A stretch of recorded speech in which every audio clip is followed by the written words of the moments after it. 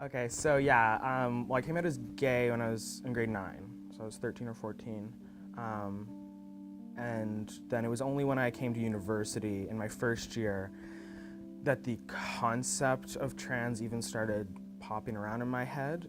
Because until that point, the only understanding I had of what it was to be transgender was sort of the media narrative we see of, I was born a woman, I've always felt trapped in my body, and all I want is to be living as a man. And that's the case for some people, but it was not the case for me. And when I came to STU, I started meeting a whole bunch of people who identified as non-binary, and I was like, this is different. Eli, my partner, came out as trans before I did. And so that's sort of when I guess things probably started snowballing slowly.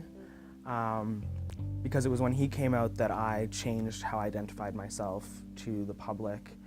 Before I identified as a gay woman, and I started identifying as queer instead because I did not want the automatic connotation to be that we were like a lesbian couple. As I started taking testosterone and the effects started taking effect, it was clear that no, like top surgery was something that I did want, and that feeling of kind of being sure about that was stronger and stronger. I don't know, I guess something that might be hard for cis people to understand is that often for some trans people, and I'm one of those people, I don't need the quote-unquote full package to be a man. So I have no interest in bottom surgery. But I knew that having a flat chest was important to my gender expression and me feeling comfortable in the world. So like after I had my surgery, I suddenly didn't really know how to dress. It's like when the seasons change and you're not really sure how to dress for warm weather anymore, and you're like, how do I put my clothes together to look good? It was kind of like that, because before, the way I was dressing every day was a conscious, strategic, how can I dress to cloak some of my body parts so that I'm perceived in a certain way even though I don't have the body. But now, I don't have to try and do that, so I can really wear what I want, and I can show certain things that before I would have very consciously shied away from or tried to hide. I was going in as Oliver, but I still had a chest. And on both of these occasions, I've had really good experiences with the doctors and the nurses, being very kind of unbothered by it, and going out of their way to make me feel safe there and stuff. I have nurses and doctors telling me about their children or family members who are trans and their process and their experience in the hospital. But yeah, like I was kind of surprised.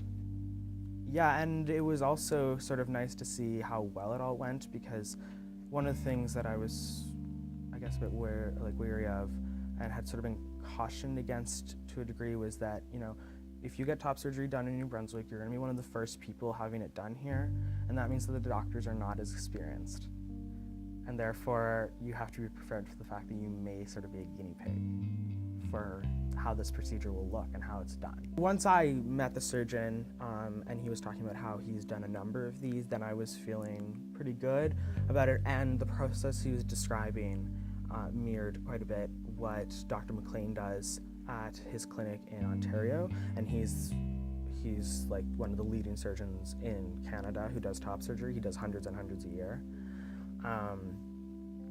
And so I felt confident, that the research had been done, that he knew what he was doing. And I also was okay if it didn't turn out, quote unquote perfect. I would encourage someone who's looking into doing top surgery rather, to do their own research and look at post-op stories and look up videos and information about leading up to the surgery, how to prepare yourself, and post-op, how to prepare yourself, and what are the things you should know.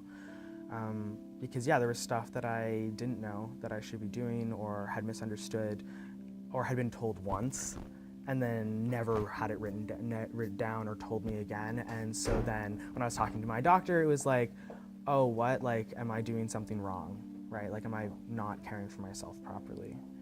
And it's sort of frustrating and kind of, anxiety inducing, right? Because you don't want to mess it up. The process to get approved was relatively easy. That being said, that's within the framework of me having the privilege to have a doctor, and a doctor who is, and a psychologist who are knowledgeable about that. So if you have if you have an understanding doctor, then it should be relatively easy to go through the process. And the turnaround was a year from start to finish, which, waiting lists for surgery in New Brunswick is extremely long. There are people waiting for things like hip replacements that have a 6-year waiting list, right? And the fact that I could do it in a year was really great. It's pretty amazing. So although it is a wait, it's not in the unforeseeable future. It can happen soon.